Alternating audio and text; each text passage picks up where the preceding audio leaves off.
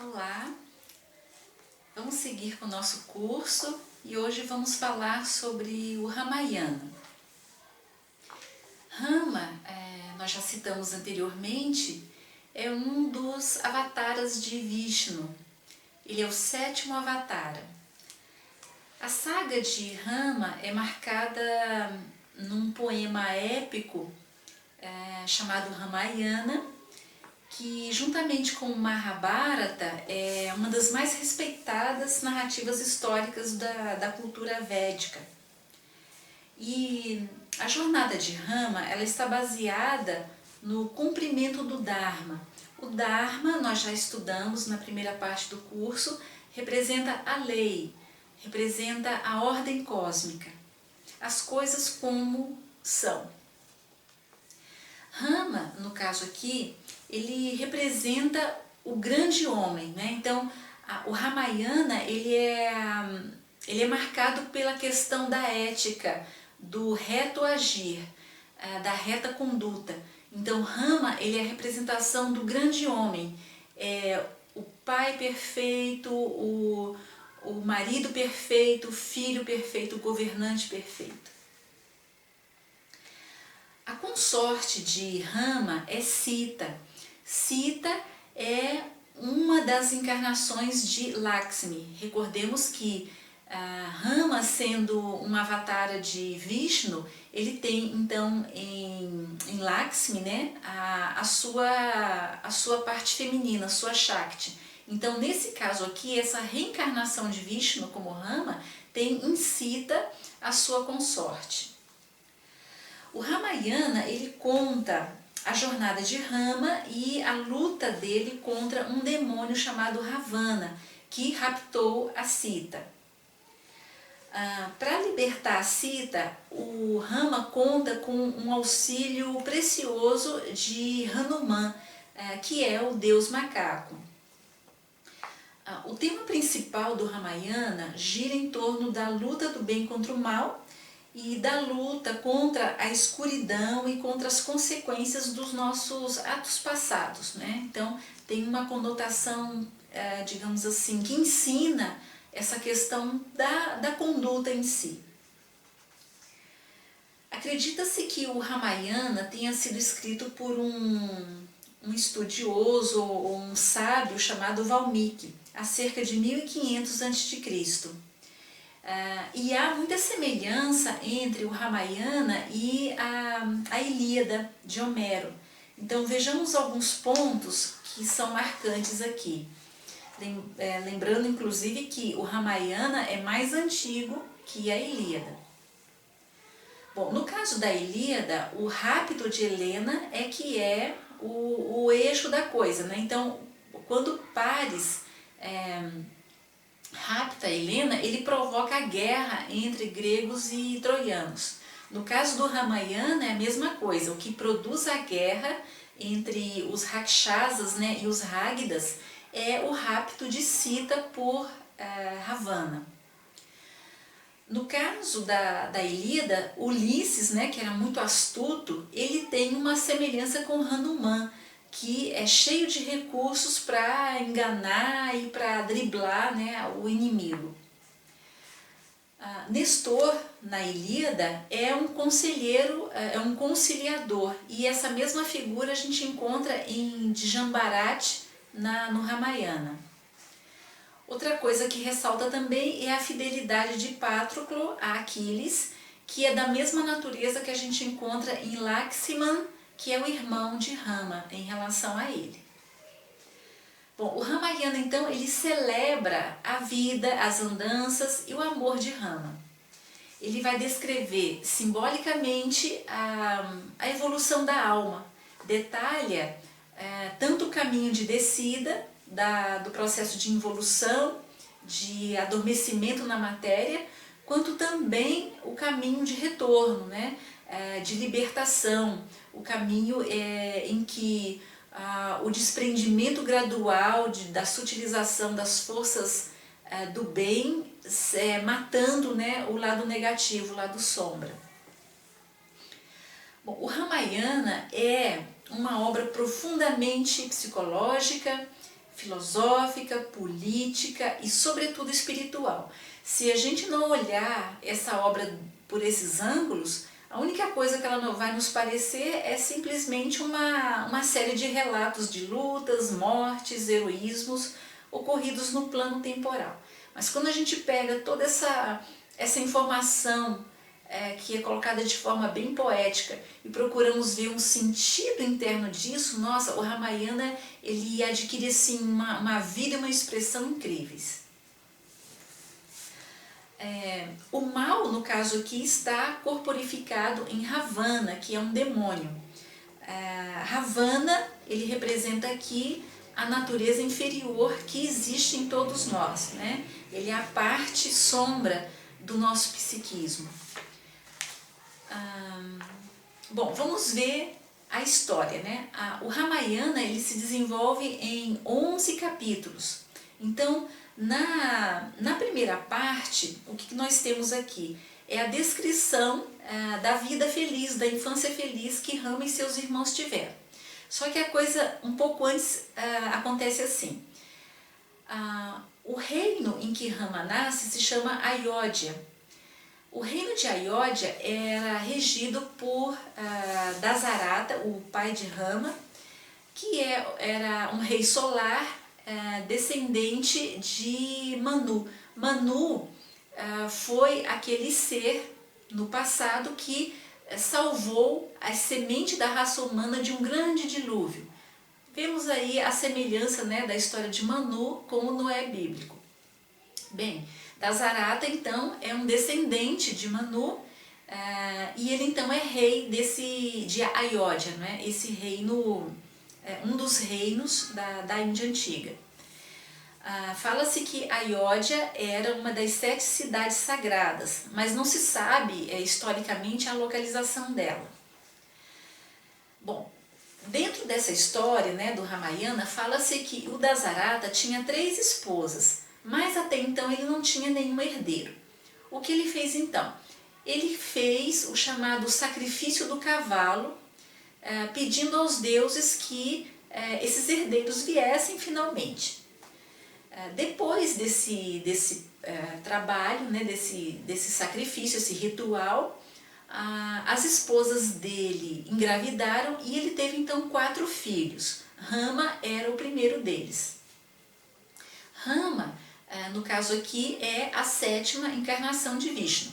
Só que um detalhe, antes mesmo que o rei Dasarata fizesse esse sacrifício, os deuses já tinham planos de mandar os filhos para ele, tendo Rama como o principal. Por quê? Porque o poder de Ravana estava crescendo muito e estava havendo então um desequilíbrio no processo da criação, no universo. Era necessário então que o bem crescesse para contrabalançar aquele mal. Então, antes mesmo que Dasarata pedisse, os deuses já haviam se adiantado e pedido a Vishnu que tomasse uma providência. Foi então quando Vishnu preparou o caminho para a sua próxima encarnação, né?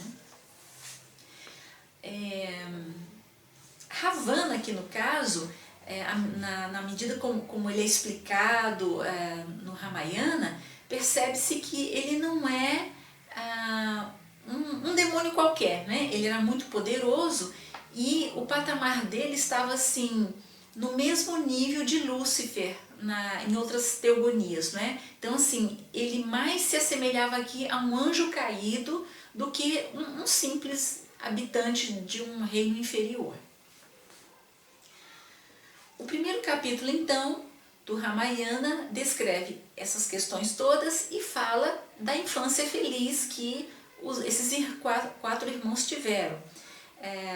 Eles brincavam muito na floresta de Ayodhya e nessa floresta morava um sábio chamado Visvamitra, que pediu ao rei para que tivesse Rama sob seus cuidados. Então o rei consentiu e a infância de Rama, junto com Lakshmana, né, que era o seu irmão mais próximo e bastante fiel, eles receberam toda uma orientação do Visvamitra em relação ao manuseio das armas divinas.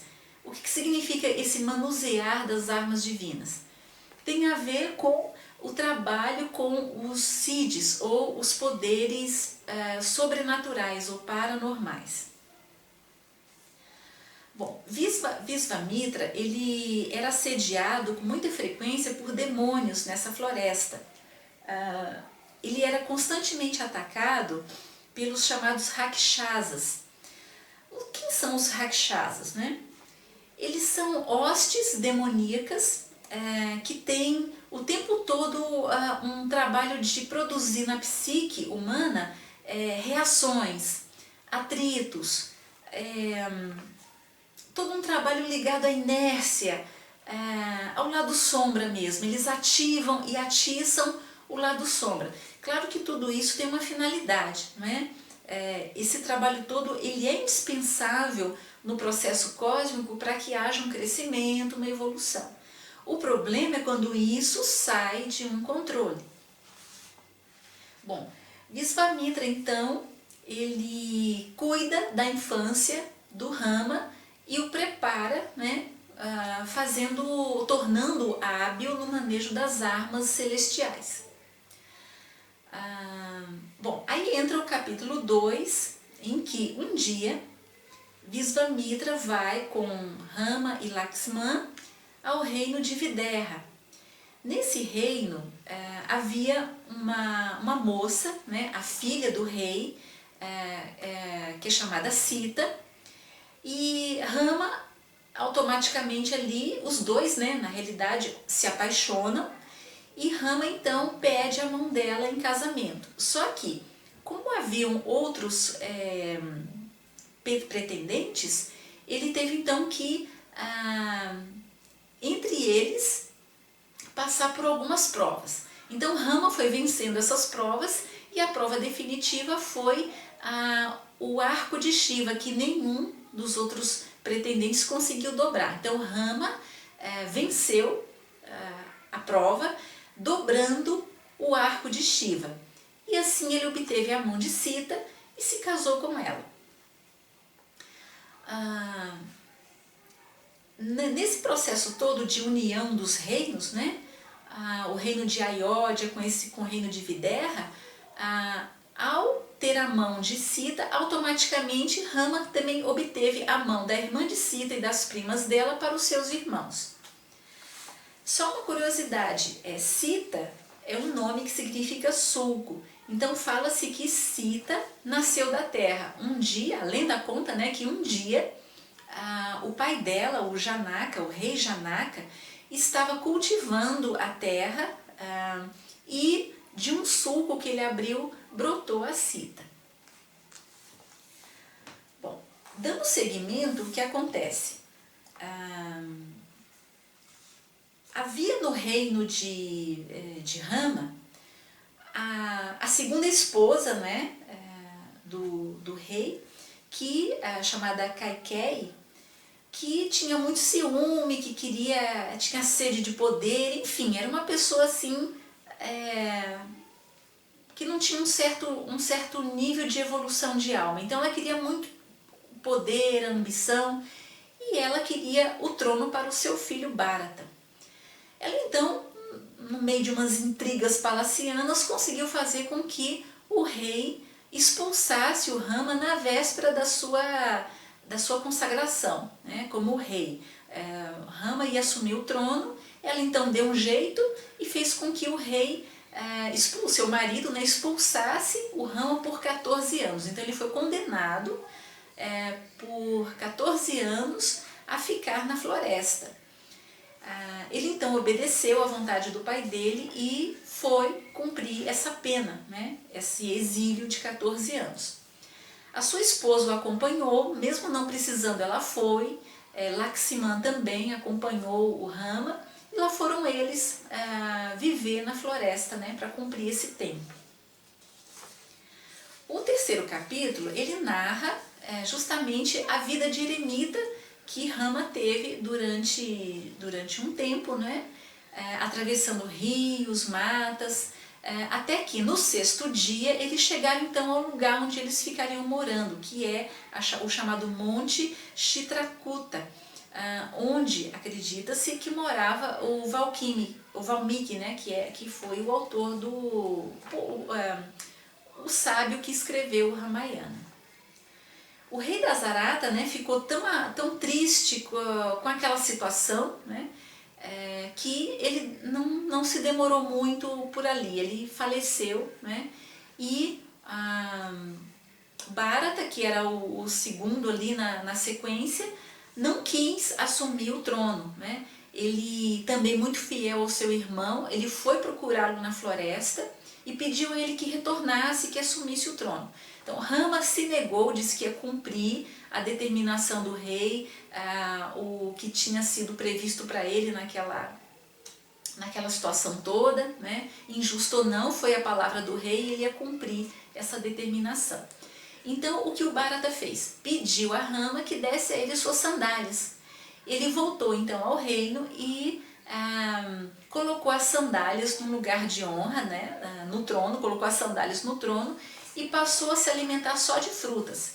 E deixou claro para todos no reino que ele só assumiria o trono quando o seu irmão voltar. Aliás, ele não assumiria o trono, ele ficaria ali temporariamente até que o irmão voltasse e assumisse o trono. E se o irmão, ao final dos 14 anos, não retornasse e assumisse o trono, ele então se condenaria a si mesmo a ser queimado vivo numa fogueira. Bom, seguindo o capítulo 5, né? Aí vem então, é um capítulo que se destina a mostrar ou a descrever como era a moradia de Rama, Sita e Lakshmana. Então conta como era a vida cotidiana deles, enfim, né? É um capítulo ameno. Aí vem o capítulo 6, né, que é o capítulo assim determinante para a sequência dos acontecimentos. É o prelúdio da tempestade. Bom, Rama era um homem bonito e ele despertou a paixão de um demônio feminino que era irmã de Ravana. Então, essa princesa da hoste dos Rakshasas, obviamente que tentou o Rama. Só que ele não cedeu à tentação dela, ele era fiel a Sita, e ela, muito enraivecida, pediu ao irmão Ravana que raptasse a Sita. Então o irmão a ajudou e o que ele fez? Ele colocou um demônio na forma de gazela e fez com que Rama fosse perseguir essa gazela. Rama, nesse ínterim, pediu a Lakshmana que ficasse com Sita na casa deles, ali no acampamento deles, e que de forma alguma a deixasse sozinha. Bom, Ravana estava o tempo todo por ali e fez Sita escutar uma voz que não era de Rama, mas ela pensava que fosse, dizendo que estaria assim, dando a impressão de estar em perigo, de estar em dificuldades. Então isso deixou Sita muito nervosa e ela pediu a Lakshmana que fosse lá ver o que estava acontecendo com o irmão. Lakshmana se negou porque ele havia recebido uma ordem expressa de Rama de não deixar Sita sozinha. Mas ela ficou tão alterada que mostrou uma atitude de raiva, de descontentamento muito grande. Pela primeira vez na vida, porque ela era um ser de muita serenidade e tranquilidade. Então ela acabou obrigando, né, mandando Lakshmana ir atrás do irmão. Ele foi, com muita dor no coração, ele foi, porque o sentir dele era permanecer ali, como o irmão havia ordenado. Ele sabia que o irmão era muito habilidoso, que ele não ia se colocar em nenhuma situação de perigo sem saber sair dela. Mas ele foi. Nesse meio tempo, o Ravana tomou a forma de um eremita e se aproximou de Sita e acabou levando ela no seu carro celestial em direção ao sul. Então ele conseguiu o que ele queria, que é raptar a Sita. Bom, quando o Rama voltou, né, junto com Lakshmana, viu tudo o que tinha acontecido, ele ficou extremamente triste, prosternado, assim, caiu em profunda tristeza. E aí é que vem então o próximo capítulo, né, que é o 7º capítulo, onde Rama começa a peregrinar pela floresta, procurando ajuda, procurando alternativas para encontrar Sita. Então ele chega até a montanha Nilgiri, onde morava um povo chamado Vanars. Os Vanars eram um povo com aparência de macacos, e havia entre esse povo um ser muito especial chamado Hanuman, que tinha poderes sobrenaturais. Então, só para voltar um pouquinho, o rei dos Vanars era o Sugriva. E o Sugriva, então, tinha em Hanuman o seu chefe de exército. Rama conseguiu, junto a Sugriva, o apoio para ir buscar Sita. Então, Sugriva determinou que Hanuman fosse, então, auxiliar Rama, e que ele, então, usando seus poderes sobrenaturais, pudesse, então, procurar Sita. Foi o que Hanuman fez. O Hanuman tinha o poder de voar e de se transportar com muita rapidez, como se fossem assim, saltos de teletransporte, né? Então ele desaparecia rapidamente e ia para outro lugar, em outro país, assim, num piscar de olhos. Com esse poder é que ele conseguiu descobrir onde Sita estava, né? Então ela estava numa ilha, protegida, vivendo num jardim, protegida por entidades demoníacas poderosas. Então ele conseguiu, com muita habilidade, driblar essas forças e se aproximou de Sita. Ao se aproximar dela, para que ela soubesse de onde ele vinha, ele contou toda a história que Rama havia narrado lá entre o povo dele, e entregou a ela um anel que pertencia a Rama. Então ela ali ficou sabendo, né, tinha certeza absoluta que ele estava vindo por parte de Rama. O que ela fez então? Entregou a Hanuman uma pedra preciosa que Rama havia dado a ela no dia do casamento. E Hanuman então voltou para sua terra, né, para a montanha Nilgiri, e ali ele narrou a Rama e ao rei Sugriva tudo o que havia acontecido. Então Rama pediu ao rei Sugriva que reunisse o seu exército para que então fosse atrás de Sita, né, para libertar Sita, ao que o rei concordou. Então segue aí o capítulo 9, né? O capítulo 9, ele essencialmente narra as façanhas de Hanuman, porque foi graças às habilidades dele e à estratégia dele que foi possível desbaratar as defesas dessa ilha. Então, todos consideravam essa ilha como um lugar inexpugnável, um lugar impenetrável. E Hanuman conseguiu se infiltrar com muita facilidade. Bom, Ravana, vendo, ficou com um certo receio, né, vendo a facilidade com que Hanuman tinha invadido a ilha, ele foi então procurar o conselho da família dele. A família dele o aconselhou a devolver Sita a Rama e procurar a paz. Mas os conselheiros do rei consideraram que não, que era preferível ir à guerra, que não tinha sentido devolver a moça. Como Ravana estava cheio de ódio, ele então se inclinou para o lado dos conselheiros e foi para a guerra. O capítulo 10 do Ramayana narra o auge de todo esse momento, nessas batalhas. Foram 3 batalhas muito duras, mas que foram sendo a derrocada progressiva de Ravana. Então, pouco a pouco, ele foi se vendo sozinho. Até que, na 3ª batalha, o confronto entre ele e Rama foi inevitável. Os dois lutaram corpo a corpo. A batalha foi difícil, foi demorada, mas o golpe final foi dado por Rama com uma arma divina que ele tinha, que é o dardo de Brahma. Então, esse dardo atingiu em cheio o coração de Ravana, então ele morreu ali instantaneamente. Depois disso, Rama mostrou toda a sua compaixão e permitiu que o povo daquela cidade fizesse o funeral de Ravana com todas as honras de uma pessoa da estatura dele ali, né? Então ele recebeu todas as honrarias, todo o processo do funeral, a cremação do corpo dele, tudo de acordo com os costumes. Depois disso, vem então o capítulo 11, o último capítulo, que é o grande final, né? Que é o término, assim, o final feliz, digamos assim, né? Então, Rama volta ao seu reino para assumir o trono e levando consigo a Sita.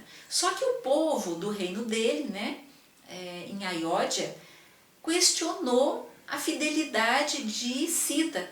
Pensaram como ela ficou tantos anos sob o cativeiro, né, de Ravana, será que ela não foi infiel a Rama nesse meio tempo? Bom, Sita percebeu toda essa desconfiança do povo e resolveu ela mesma se submeter a um sacrifício, à prova do fogo. Então, uma grande fogueira foi acesa na praça central e todo o povo da cidade se reuniu ali. Então Sita voluntariamente entrou na chama e saiu ilesa dela. Nada ficou afetado, nem um fiozinho de cabelo se queimou naquela fogueira. Então o povo ficou feliz, sabendo então que Sita continuava pura para o Rama, que ela não havia traído o Rama. Rama, feliz, foi com sua esposa para o palácio, ele foi consagrado rei e eles viveram felizes por muitos e muitos anos. Então assim termina essa epopeia, né, da vida, das batalhas e do amor de Rama. Bom, com essa epopeia nós encerramos essa parte dos mitos, né, da explicação dos deuses, e na última aula, próxima aula, nós vamos fazer um fechamento explicando ou dando algumas noções do que sintetizamos de todo esse trabalho ligado à filosofia e à mitologia hindu. Então, até lá!